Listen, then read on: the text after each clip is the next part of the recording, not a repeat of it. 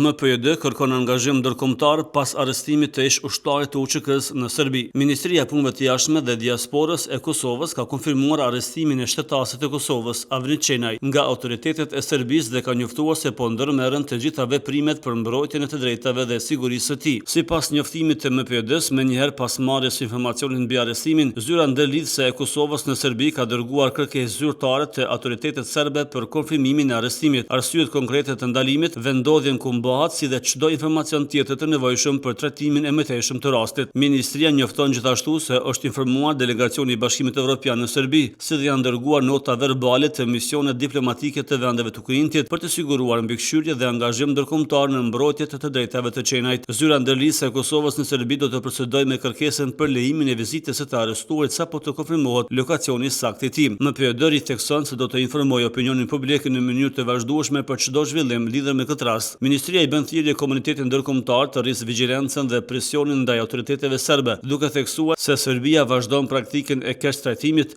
dhe intimidimit të shtetasëve të Kosovës, duke cënuar norma dhe standarde ndërkombëtare për të drejtat e njerëzit.